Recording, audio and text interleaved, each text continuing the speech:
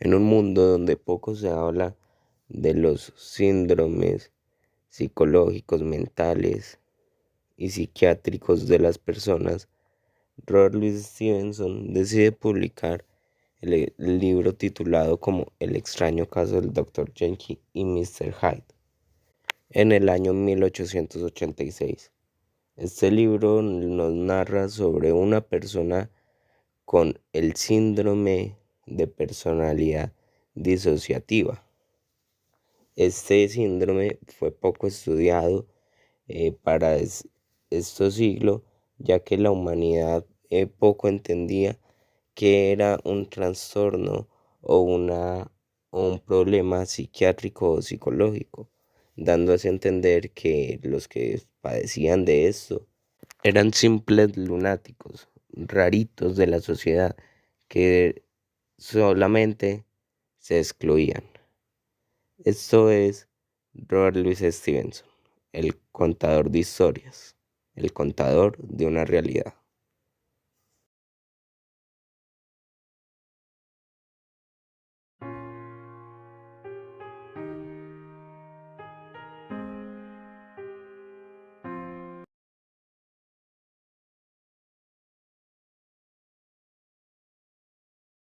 El trastorno de identidad disociativo, también conocido como trastorno de personalidad múltiple, es cuando una persona está bajo el control de dos entidades distintas de forma alternativa.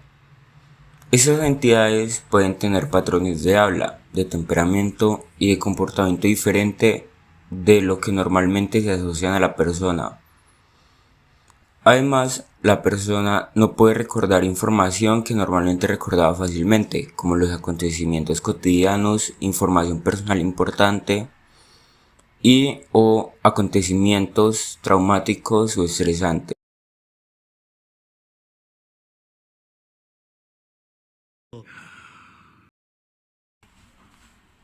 En el fragmento anterior podemos evidenciar cómo la persona que sufre de trastorno de personalidad múltiple va cambiando de personalidad conforme charla con la muchacha.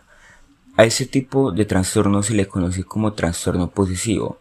Eso significa que aparecen distintas entidades como si se trataran de agentes externos que toman el control de la persona. Este agente externo puede describirse como un ser o espíritu sobrenatural. En algunos casos, esta toma acciones como exigir castigos por acciones que ocurrieron en el pasado. Sin embargo, en otras ocasiones, este ser actúa como una persona distinta, con distinta personalidad, con distinta forma de habla y forma de pensar muy distinta.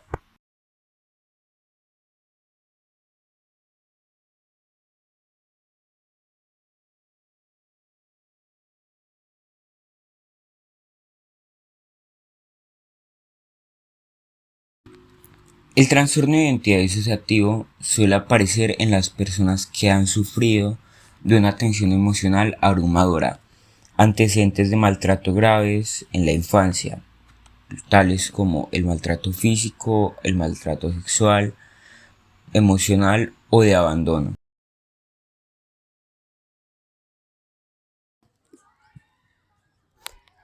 El extraño caso del Dr. Jekyll y Mr. Hyde.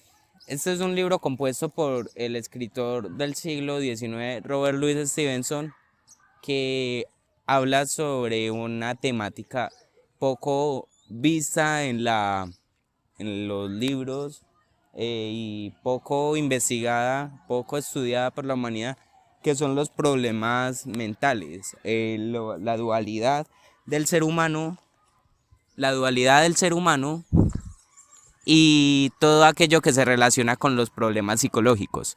Este libro habla sobre cómo una persona puede interactuar con personas de confianza, con personas que totalmente desconocidas o con personas muy desagradables. En el libro podemos ver la realidad de la humanidad, como que una persona siempre es distinta o sea, respecto al ambiente donde está.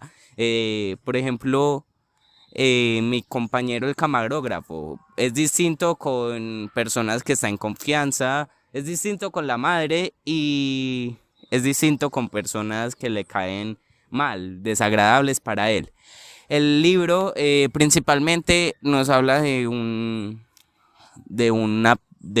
doctor que trata de separar su personalidad y sacar sus más oscuros deseos y sus más oscuros pensamientos y acciones, sacarlas a luz y liberarse de ellas. Pero esto lo hace por medio de experimentos consigo mismo y se sale de control, volviéndose totalmente un monstruo visto por la humanidad, por los demás. Es decir, para los demás Hyde es una persona que, pues sí, es un monstruo, es alguien extraño, un lunático, pero si lo pensamos bien, Hyde puede ser cualquiera de nosotros.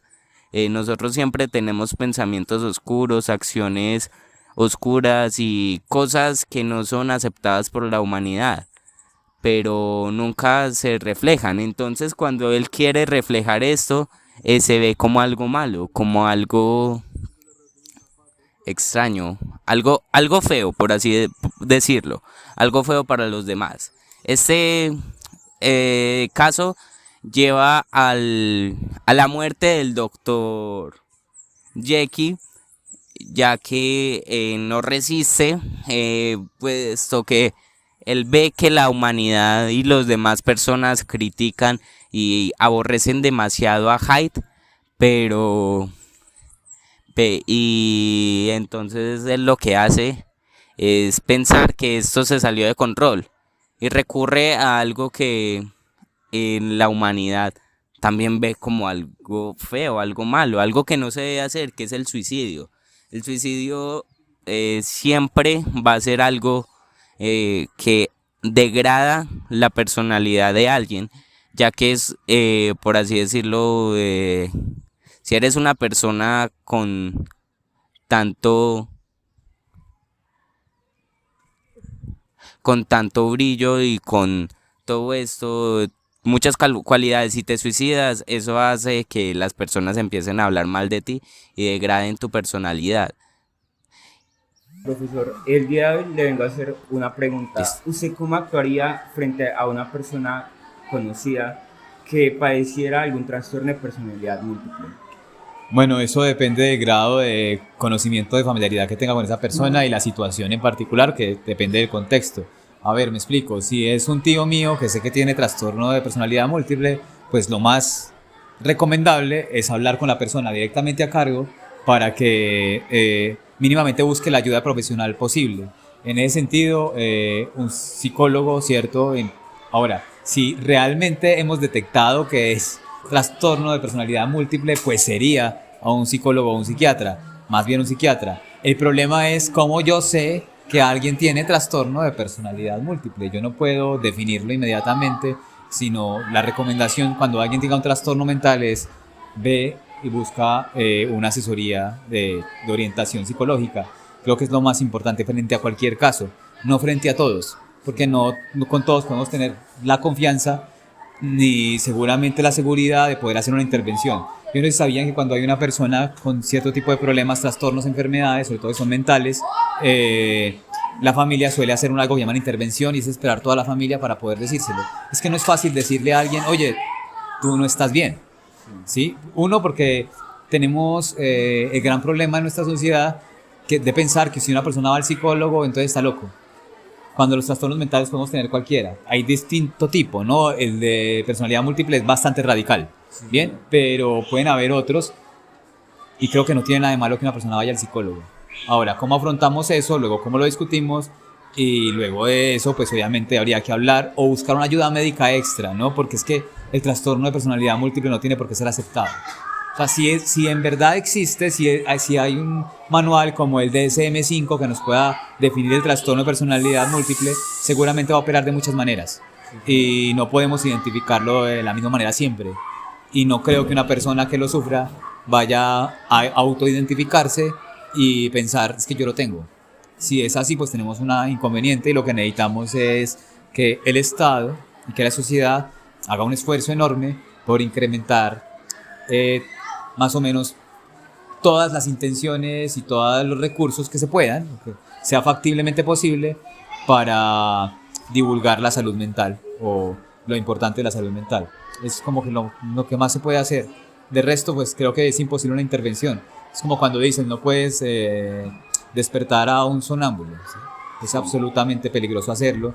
Entonces, seguramente no es bueno decirle a alguien inmediatamente es que estás enfermo, tienes un trastorno. Eso necesita un diagnóstico. Bien. Otra pregunta, profesor. ¿Usted creería que las personas que dicen padecer de ese trastorno a veces utilizan como excusa para cometer algún tipo de acto ilícito? Sí, pueden haber muchos casos. Hay varios casos documentados de gente con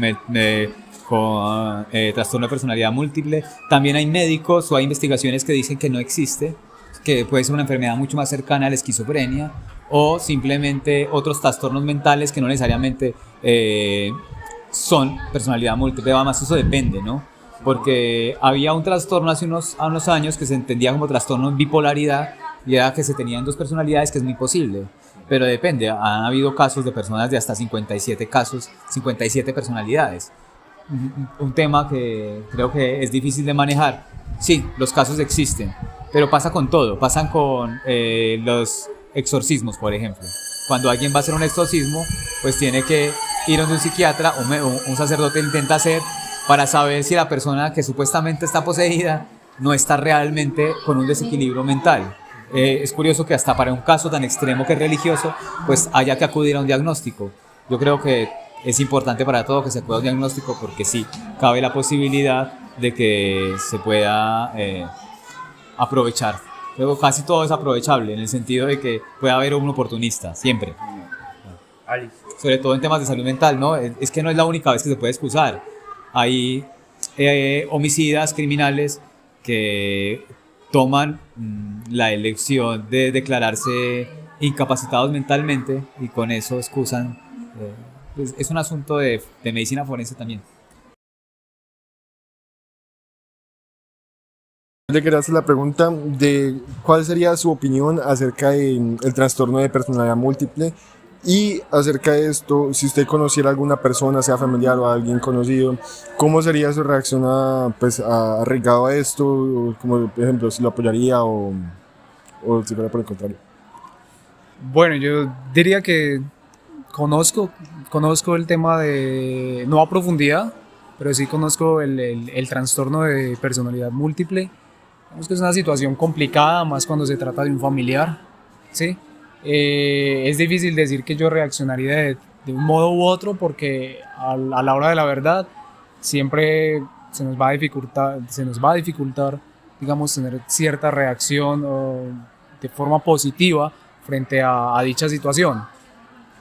En ese orden de ideas, yo diría que lo mejor y la forma en que yo podría apoyar, claro que yo tendría que apoyar porque no es una situación que ellos decidan, sino que es una condición, ¿sí? Y por eso tendríamos nosotros que buscar alternativas como la ayuda de un profesional. Para eso existen diferentes sitios en los que nosotros podríamos, digamos, en mi caso podría yo apoyar a un familiar llevándolo a uno de esos sitios para que tenga un tratamiento y brindándole apoyo moral, que se sienta acompañado en todo momento. Es lo único que considero podría hacer, porque si yo quisiese intervenir sin tener conocimiento frente al tema, digamos que podría tener repercusiones a futuro.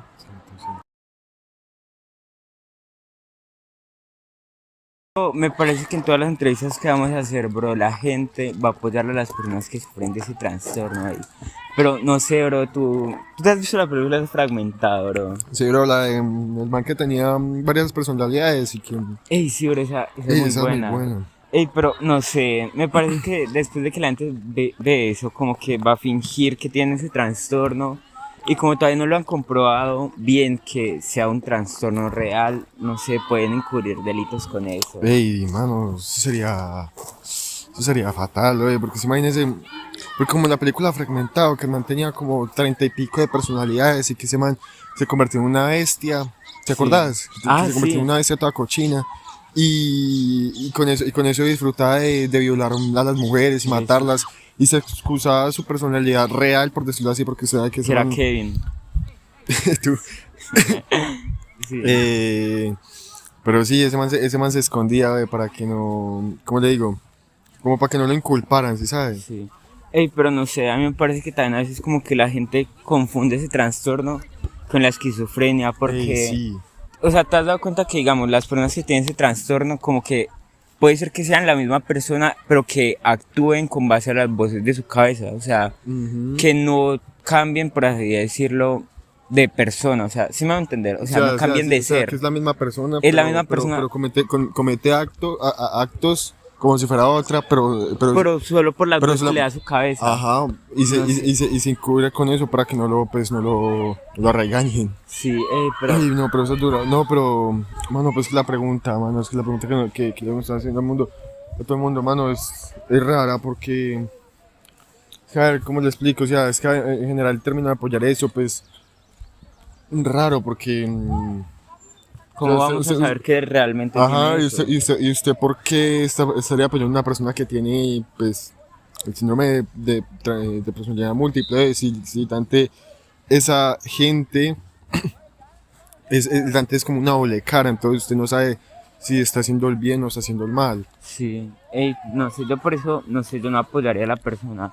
Y no, eso Yo es procuraría es como internarla en un sitio, psiquiatra, un en un psicólogo. sí, en un hospital Sí, de salud mental, porque sería, o sea, para mí sería lo mejor, se evitaría uno, digamos, que cambia de personalidad y agrega a las personas, entonces sería bueno, o sea, la única forma de poder apoyarlas sería internarlas en un sitio de un esos. psiquiatra, sí, porque aparte de eso que ahí les tienen como la ayuda, aunque pues bueno, no sé si se puede ayudar esos problemas porque es que es raro, porque usted de hecho usted ya ni siquiera puede confiar de una persona si en Si realidad lo son tiene, si dos lo o tiene, varias.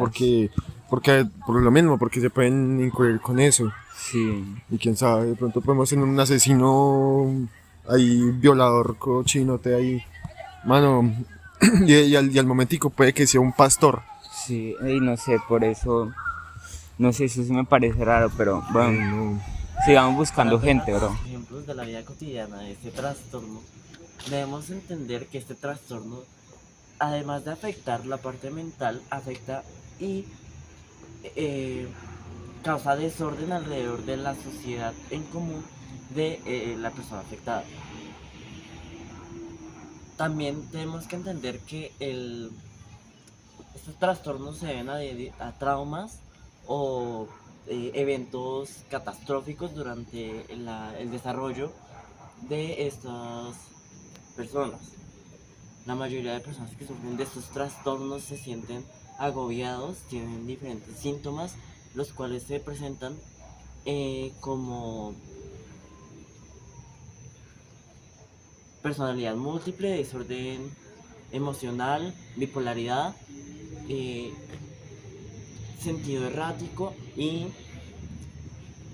cambios de personalidad en torno a la emocionalidad.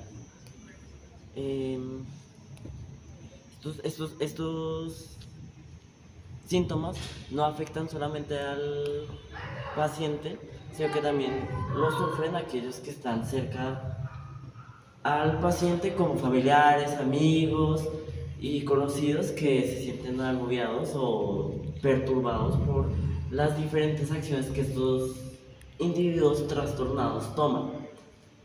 Pronto veremos un ejemplo. Bueno, para empezar con el primer ejemplo, podemos ver a Cristina Turner Silvestro, la cual a los 22 años fue diagnosticada con un trastorno de personalidad disociativa, viéndose retratada en diferentes medios, como pueden ser una serie documental y una película, la cual fue llamada Las tres caras de If la blanca, If la negra e If Jude. Estas diferentes personalidades teniendo diferentes actitudes frente a el trastorno padecido por los traumas que ella sufrió, siendo que Isla Negra una, siendo un ejemplo de cómo Isla Negra siendo un ejemplo de cómo este trastorno puede afectar de manera negativa al entorno del paciente, siendo más agresiva y teniendo arranques emocionales, y Bla Blanca siendo la personalidad más buena o la personalidad original de Cristina, y Jude siendo una persona neutral o más consciente de la parte de el trastorno, siendo esta el intermedio que conecta a la persona, siendo un ejemplo de un trastorno medicado, de que por 4 años posteriores al desorden se le dedicó tratamiento de terapia, y siendo un ejemplo de cómo el trastorno de personalidad disociativa afecta no solo al entorno, sino que también adentro del personaje como tal. Para seguir con el ejemplo, podemos ver en la cinta los diferentes estados de Eve y cómo sus trastornos la persiguen alrededor de la cinta, siendo esta acosada por los diferentes pensamientos intrusivos que se le puede llegar a presentar, siendo mayormente agresiva en el momento en que Isla Negra toma el control. Pero también hay que aclarar que cierta parte de estos documentales y cierta parte de esta película, esto no da la ficción meramente, debido a que estos trastornos no suelen ser tan agresivos. Por lo general, un trastorno se pone encima del otro, siendo el trastorno dominante, el cual toma percepción del cuerpo cuando está alerta, lo cual es casi siempre debido al estado de trauma que ha sufrido el paciente, y lo cual genera ansiedad y diferentes tipos de formas de percibir el mundo fuera de esto. Esto lo veremos más adelante junto con diferentes profesionales de este tipo de enfermedades mentales, los cuales nos van a ayudar a entender mejor el concepto y cuáles son los síntomas y cómo es que se presentan estos trastornos. Bueno, para empezar, ¿cuál es tu nombre? ¿Cuántos años tienes? ¿Tu profesión? ¿Cuánto tiempo estudiaste? Y las preguntas de rutina.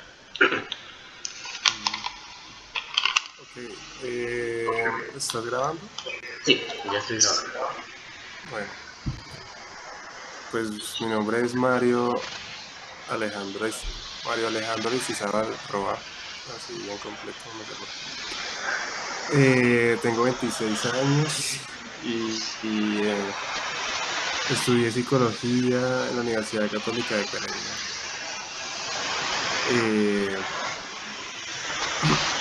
Y mi enfoque en la psicología fue un enfoque más psicoanalítico.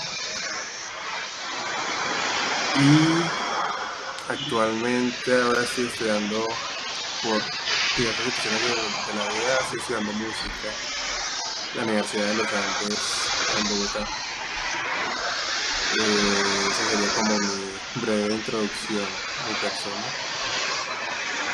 No sé qué más necesito saber. No, está perfecto. Ok, para empezar,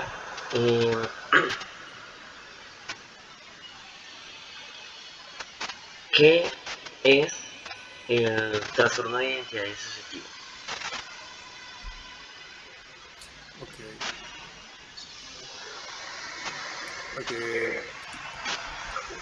Bueno, como te mencioné antes, yo tengo un enfoque muy psicoanalítico, es decir, está, no está encaminado a la categorización y el nombramiento de trastornos, como se le llama.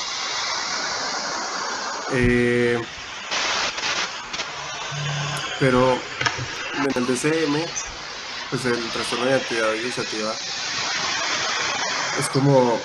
es la aparición de síntomas como la automutilación, el comportamiento autodestructivo, la impulsividad,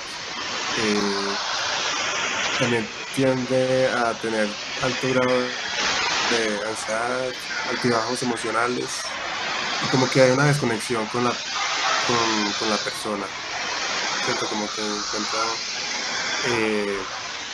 momentos en su realidad que se desconecta de sí mismo y bueno, puede tener diversas síntomas, pero estas serían como las principales.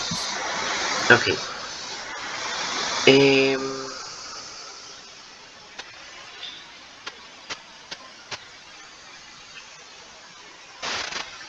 como anal- ¿cómo desde tu perspectiva de psicólogo se puede analizar este trastorno? Que- Te lo puedo responder desde mi perspectiva psicoanalítica. Sí, completamente. Bueno,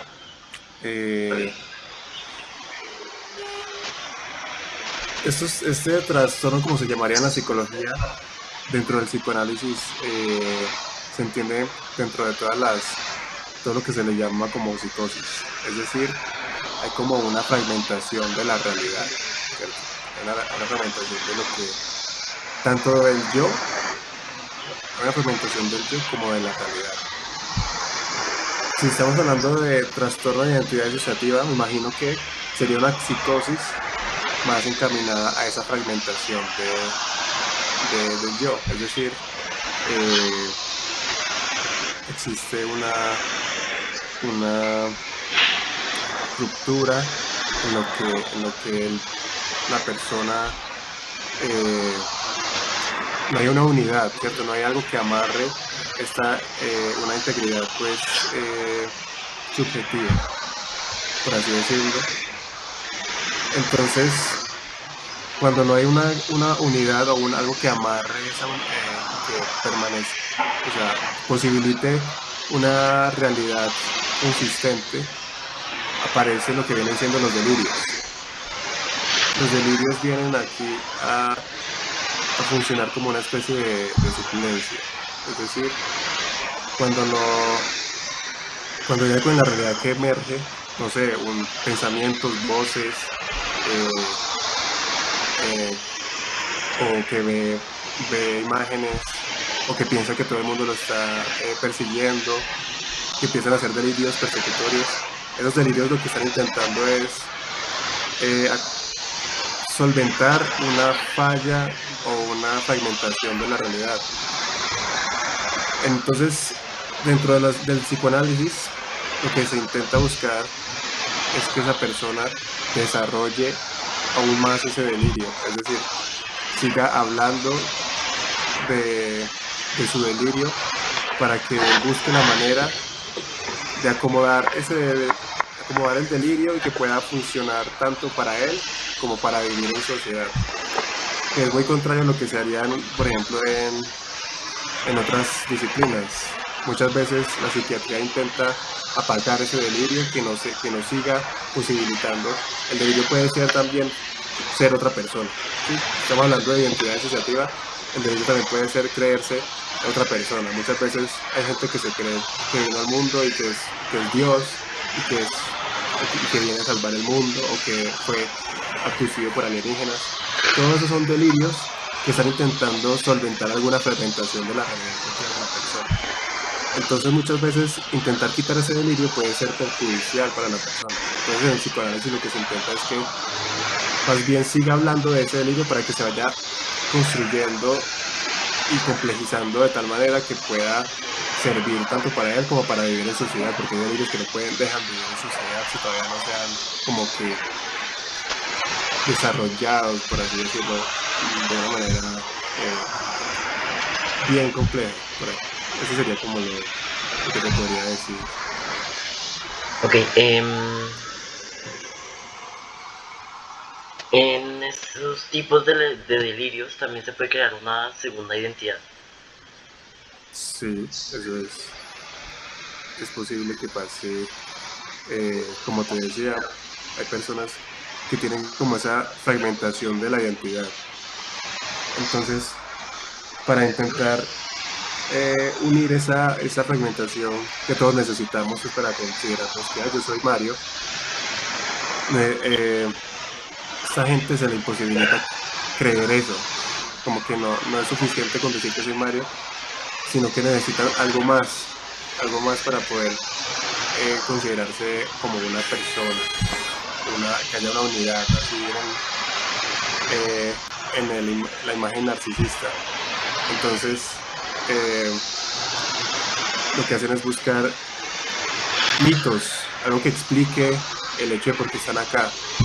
Entonces, muchas veces esas personas lo que hacen es buscar, lo que pasa es que encuentran explicaciones, intentan dar explicaciones a su existencia con que son alienígenas o que son mandados por alienígenas para cumplir una función en este mundo. Entonces, este cambio de identidad se puede dar, por ejemplo, por estas razones. Así, por mera duda, ¿qué es lo que más has escuchado? ¿Qué es lo que más has escuchado de estos delirios?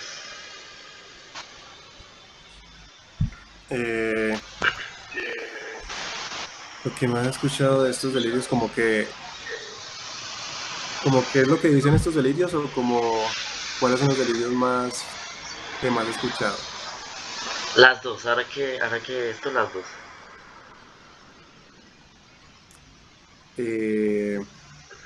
A ver, yo he escuchado cuando hacíamos estudios de caso, se hablaba mucho, primero, lo que te decía, gente que intenta buscar como que se creen dioses, entonces todo gira en torno a ellos. Hay otros que pueden ser mucho más agresivos, como por ejemplo las personas que escuchan voces y esas voces les dicen mátese o mate a esa persona, como que hay muchas pulsiones de odio en esos delirios ahí muy recurrentes. Entonces hay unos muy crueles, muy crudos, que pueden llevar a que asesinen o se maten ellos mismos. Entonces, cuando son así, hay como una crisis psicótica, hay como esa inestabilidad. Sí creo que es factible que se administren medicamentos para rebajar como esos niveles de tanta intensidad. Pero yo creo que los más conocidos o los más posibles de ver en la cotidianidad que yo he escuchado son esos que son como que se creen como seres superiores, ¿cierto? Porque como hay algo que falta en su identidad, en su narcisismo, pues al intentar unir todo eso, pues ya como que se pasan, ya creen que son están por encima de todo. Pues, es como lo más recurrente, pero sí hay unos que son muy crudos, que no sé si debería comentar. No, pues tampoco es necesario llegar a esos extremos. Sí, no. Hablando de este tipo de medicamento o tratamiento que se le da a ellos, ¿qué es lo que más se ha escuchado? ¿O qué es lo que más has visto con lo que se ha tratado?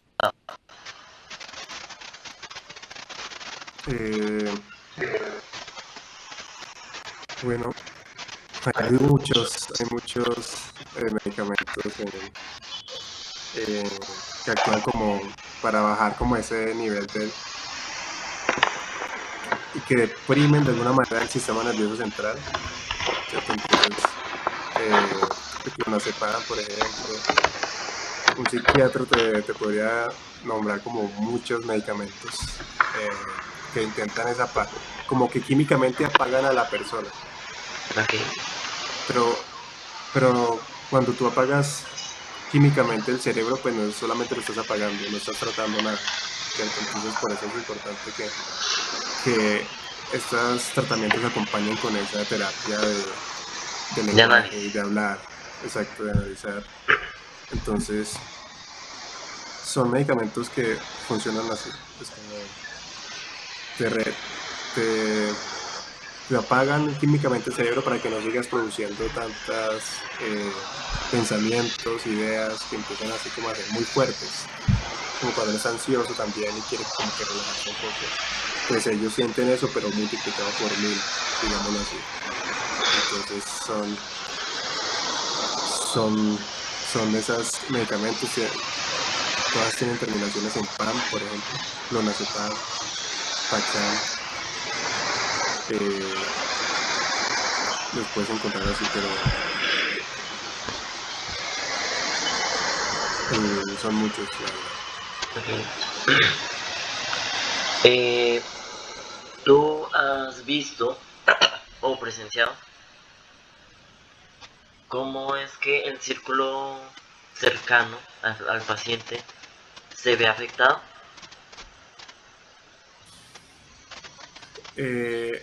Los familiares, por ejemplo. Sí, los Se ven familiares, afectados. amigos. Eso es interesante la pregunta porque no solo se ven afectados, sino que muchas veces están involucrados, por ejemplo, ¿cierto? Yo siento que todos estos delirios y todos estos trastornos, si lo queremos llamar desde la psicología, pues tienen que ver mucho con la familia, el crecimiento que han tenido con la familia, las interacciones que han tenido. Entonces, claramente muchas veces se han afectado, muchas personas terminan haciendo actos delictivos, actos violentos contra su familia, por eso. Muchas veces también si la persona no encuentra, digamos, una estabilidad social, que se pueda desempeñar socialmente, presenta también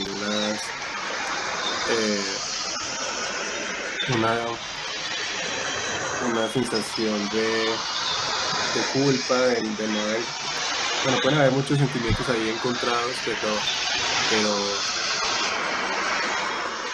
pero evidentemente al ver a la persona, a su familiar en esa situación, pues también tiene implicaciones en ellos como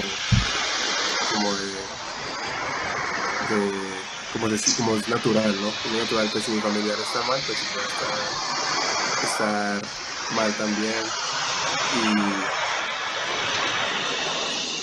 Pero la parte interesante es esa, que muchas veces los familiares tienen,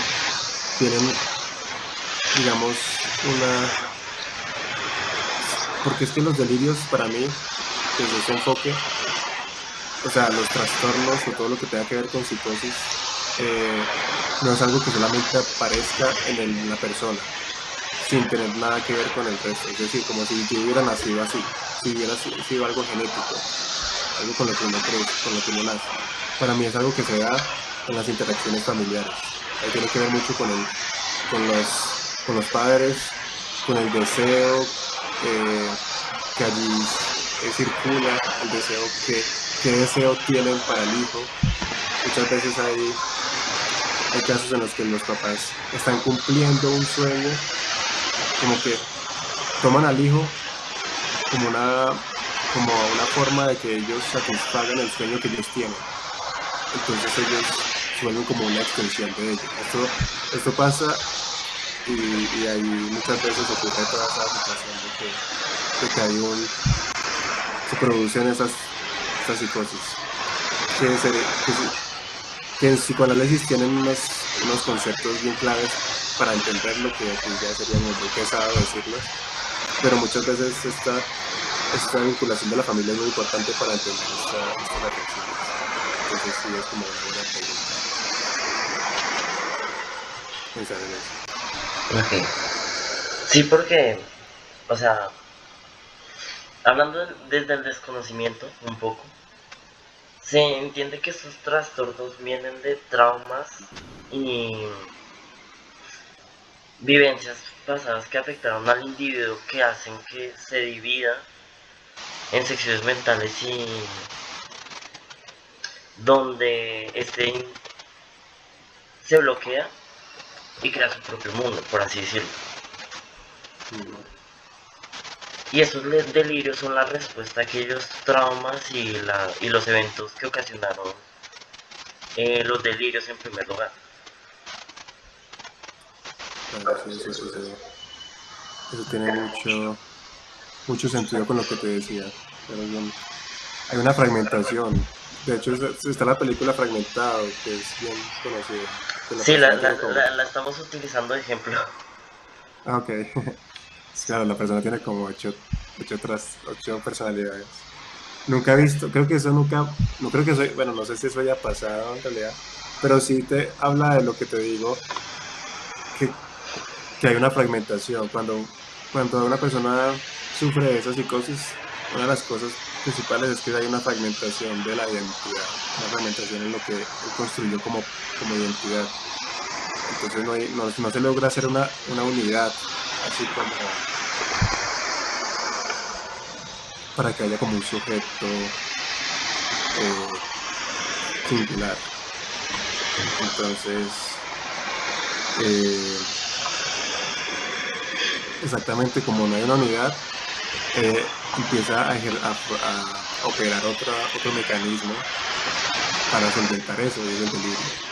Como que, bueno, no, esta fragmentación que siento, hay muchas personas que empiezan a sentir también como que también habla de esta fragmentación, empiezan a sentir que se les cae partes del cuerpo, que cuando revisan biológicamente no tienen ningún daño, pero empiezan a sentir que se les cae, digamos, un pulmón. Yo siento que se me está cayendo el cerebro, o se me mueve, o hay personas que sienten que hay una parte del cuerpo que les sobra, que da esa fragmentación, como que esta parte no debería estar acá, que es lo que le pasaba a Van Gogh, que es el pintor holandés, no sé si conoces, que no tenía la oreja. Se habla mucho de que lo que él tenía era esa afección psicótica, en el que él veía en su oreja como que algo que sobraba, hasta el punto que llega y se la cortó. Entonces, sí, es bien denso todo eso de la identidad. Sí. Porque o sea, estas identidades, cada una cumple su propia función, ¿no? Cada una es parte, o sea, desde el punto de vista mío y desde lo que más o menos me acuerdo de mi fragmentado, estas personalidades que se pueden ver surgen de diferentes traumas y de diferentes necesidades que el cerebro busca cumplir a base de los traumas. O sea, es como, digamos, que a mí me pegaron, no sé. Entonces, me pegaron porque yo no había dado dado cierta cantidad de plata o algo así, un problema así de, por así decirlo. Lo que se entiende como trastorno más o menos podría ser que la mente la mente o la conciencia mental que cada uno tiene fragmenta nuestra forma de ser en dos personalidades. Una que es la forma y la respuesta al evento traumático, y pues la otra que es la conciencia corriente desde las múltiples personalidades vistas en fragmentado. Sí, ustedes leyeron un libro, creo que escuché que habían leído un libro también del Dr. Sí, Mr. Hyde, ¿no? sí, el Dr. Jekyll y Mr. Hyde. ¿Te acuerdas más o menos cómo era la historia? Sí, el Dr. Jekyll es pues un científico, el cual por diferentes enredos se ve atravesado en una historia de asesinatos, misterio, y Hyde es la segunda personalidad que Jekyll crea aparte de las necesidades más básicas del ser humano. Por eso es que se vuelve tan, por así decirlo, salvaje y tan naturalmente errático. Ujú. Donde al final, por medio de una carta, el Dr. Jekyll pues se suicida, acabando con las dos personalidades por sí mismo. Donde decía que por medio del experimento que él había logrado separar sus dos identidades, las necesidades más salvajes, teniendo en cuenta que Jekyll causó muchos accidentes y muerte a su paso, y Hyde pues intentaba colaborar con la policía a través de las diferentes pistas, siendo pues una dualidad al mismo tiempo que un trastorno de identidad. Sí, sí. Me acuerdo haber leído ese libro hace mucho tiempo. Era interesante. Es interesante porque, claro, estamos hablando de trastornos y que hay una división. Y para mí, desde el punto de vista y desde la teoría que yo manejo, o manejaba, porque también es cierto que yo hace mucho no estoy metido en toda esta cuestión, pero todos estamos divididos. Para mí todos estamos divididos. Todos tenemos esa parte, así como el hype, la parte agresiva, errática, funcional, que es todo lo contrario a lo que una persona debería estar en sociedad. Entonces, las personas del común, los que seríamos los neuróticos, digamos que pasamos por unos momentos de la vida, de toda la historicidad de cada sujeto que logra renunciar a esas pulsiones, a esos deseos de aniquilar al otro. Esa otra parte de nosotros queda allí, digamos, controlada. Que hay que decir que no siempre es así. O sea, a veces nosotros también tenemos conductas de aniquilación, pero no nos damos cuenta. O esas conductas de odio hacia otra persona, que se ven de manera muy sublimes, por ejemplo con chistes, lo que tiene que ver con los chistes, los comentarios, el racismo, la homofobia, todas estas cuestiones sociales son formas en las que se expresa ese Mr. Hyde que hay en todos nosotros. Entonces, muchas veces desde el psicoanálisis se invita a que dialoguemos un poco con ese Mr. Hyde, o porque dialoguemos con nosotros mismos para darnos cuenta muchas veces de esos comportamientos que dan cuenta de que estamos divididos y que hay que prestarle atención a esa otra parte que muchas veces no somos conscientes, porque es inconsciente. Aquí viene la división principal. Nosotros tenemos un consciente y un inconsciente. Desde psicoanálisis. Desde la psicología no lo ven así. Desde el psicoanálisis nosotros tenemos esa parte inconsciente. Y había otra cosa que también me parece interesante. Muy bien, pero esa parte es muy interesante. O sea, porque hay personas que que, claro, en los trastornos se ve mucho más claro esa división. Entonces empiezan a tener esos delirios, pero es porque han habido otras cosas que no han favorecido que lo pudieran regular, por así decirlo. Y ya lo otro era que para la gente que tiene esos delirios, a veces uno dice, pero esta persona que está diciendo, o cómo es que se cree, o por qué se cree Dios, pero esta gente está subida de humos. Pero en realidad para ellos, aparte de que es una forma de suplir lo que te digo, para ellos es una certeza. O sea, no hay espacio para dudar de eso. Uno podría hacerlos dudar, o sea, uno podría preguntarles, y para ellos es algo que es verdad, o sea, es algo que tiene función de verdad, de certeza. Y es un delirio así. O sea, tú no puedes poner a discutirte con alguien que tiene un delirio porque no vas a llegar a ningún lado. O sea, no te va a escuchar. Es algo ya necesario para ellos.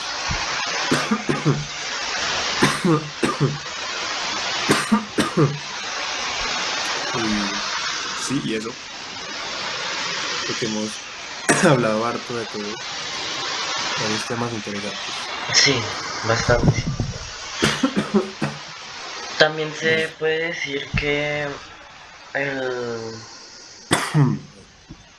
el inconsciente, que es la parte, pues,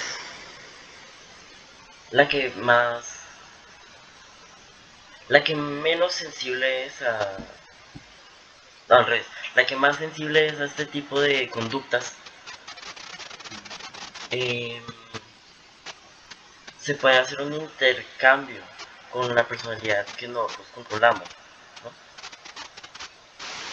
O sea, como que se puede intercambiar, como ahora voy a hacer la parte inconsciente. Eso es Sí, lo que más o menos. Ajá.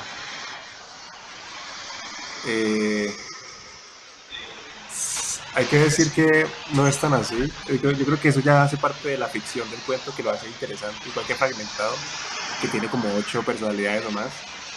Obviamente eso hace parte del entretenimiento, de la ficción, que lo pueden así. No es tan controlable. Yo diría que no es tan controlable. De pronto las personas que tienen estas afecciones de psicosis y que empiezan a creer, puede ser algo como, puede ser incluso aleatorio, o por una trauma que tengan por agentes externos. No como que decidan, hey, ahora voy a ser tal persona. Cuando hablamos de verdad, cuando hablamos de fragmentación de verdad, no creo que no es algo que sea controlado. Ya cuando es una persona que no es psicótica, pero tiene como ciertas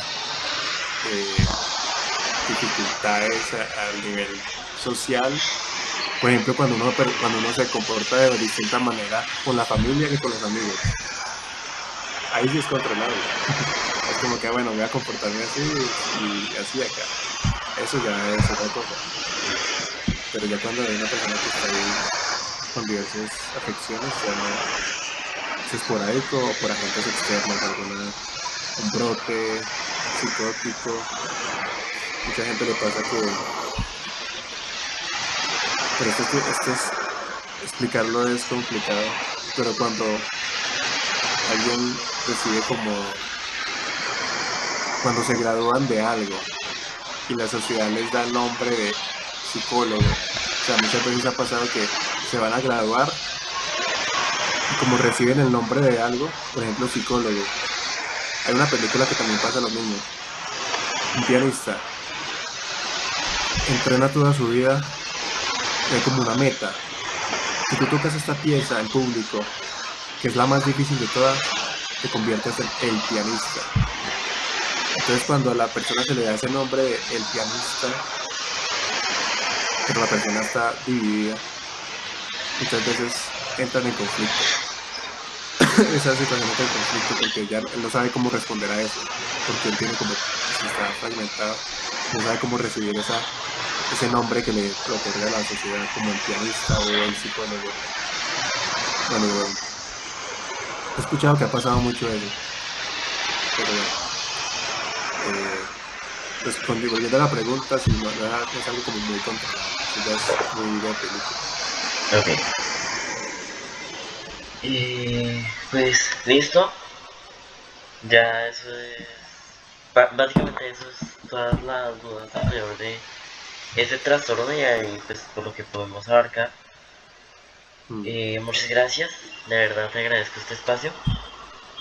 No, de una, gracias a ti por, por invitarme a hablar de esto que casi nadie me pregunta porque nadie le interesa el psicoanálisis. Entonces aquí yo me explayo.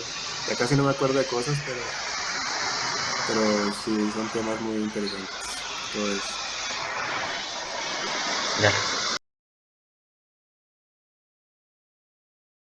El síndrome de personalidad disociativa y su relación con el libro El extraño caso del Dr. Jekyll y Mr. Hyde. El síndrome de personalidad disociativa, como anteriormente se explicó, es un trastorno psicológico que les da a las personas y este consta en que su identidad se divide en dos personalidades. Generalmente estas personalidades son totalmente opuestas la una a la otra. En el libro El extraño caso del Dr. Jekyll y Mr. Hyde muestra cómo Jekyll, un doctor, es también Hyde, una persona muy extraña y muy desagradable, mostrándonos así la comparación de este caso con el síndrome de personalidad disociativa. En el mismo libro también hay muchos indicios que nos marcan que este caso es un síndrome de personalidad disociativa, que en ese entonces se veía algo extraño, siendo así titulado el libro como Un extraño caso, pero en la actualidad esto es solamente algo de psicología, algo que ya se estudió y que ya se tiene algún tipo de conocimiento. En su entonces no. Retomando otra vez lo que estaba diciendo, en el libro hay muchas cosas que hacen que uno sospeche que esto es un síndrome de personalidad disociativa y no tanto un extraño caso, como lo es el capítulo donde habla del asesinato de Sir Danvers. En este asesinato es causado o lo ejecuta Mr. Hyde, pero cuando él vuelve otra vez a ser Yankee, él se olvida totalmente de lo que hizo, de que mató a Sir Danvers. Es decir, él no se da cuenta que asesinó a Sir Danvers por sí mismo, sabiendo que es una sola persona. Esto nos evidencia que su memoria mientras era Hyde fue cortada, se cortó, fue borrada. Fue un lapso de tiempo que Yankee no comprende. Así como cuando Yankee cambia a ser Hyde. Lo que hizo Yankee, Hyde no lo recuerda, siendo estas las mismas personas. En otro capítulo del libro titulado como El extraño acontecimiento de la ventana, Enfield y un camarada van en busca del Dr. Yankee, ya que no lo ven hace mucho tiempo y están un poco preocupados con él, puesto a que están sucediendo cosas muy extrañas en la ciudad y quieren saber cómo se encuentra Yankee. ¿Qué sucede aquí? Yankee se asoma por la ventana, está asomado en la ventana y mientras está asomado su cuerpo empieza a transformarse de una manera rara y este se esconde inmediatamente, ya que él no quiere revelar su trastorno, su síndrome, el síndrome que padece. Bueno, en el libro no se narra como si fuera un síndrome, sino que se considera que es un experimento fallido, pero en la vida real es un síndrome. Una persona con este síndrome de identidad disociativa tranquilamente en un momento puede tener una identidad y en otro puede tener una identidad distinta. Otra, otra señal que nos hace entender que el libro habla de un simple síndrome de identidad disociativa es el final, donde Genki lucha internamente con Hyde, ya que Hyde está tratando de apoderarse y con, quedar con el cuerpo de Genki, y Genki está tratando de acabar con Hyde y pues volver a ser él. Pero ve que esto es imposible y Hyde tampoco logra apoderarse totalmente de Genki. Entonces, lo que lo que da como solo una solución para que Hyde deje de hacerle daño a Genki o para que Genki esté más tranquilo, que es el asesinato de Hyde. Esta solución trae consigo la muerte de Genki a la vez, ya que son una misma persona y se ve desde otro punto de vista como un suicidio, pues es decir, Genki mató a Hyde, pero en realidad se asesinó a sí mismo, siendo la única opción que hayan en estos tiempos. El libro nos habla que en el siglo XIX no existía ningún tipo de estudio de la psicología humana, o si existía eran muy pocos. Entonces este libro fue una base fundamental que inició la búsqueda del conocimiento sobre los síndromes que padece el ser humano, dejándonos como un mensaje principal que si no se tiene ningún tipo de conocimiento sobre lo que padece una persona, esto puede terminar en una catástrofe.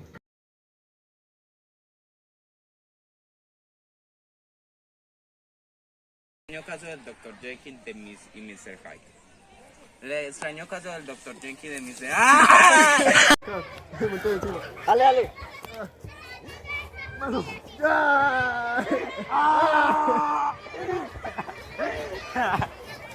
Nada, muy bueno.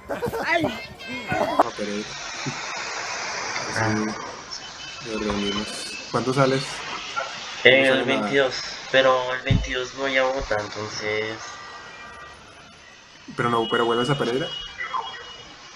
El extraño caso del Dr. Jekyll y Mr. Hyde. Un libro escrito por Robert Louis Stevenson. Tanto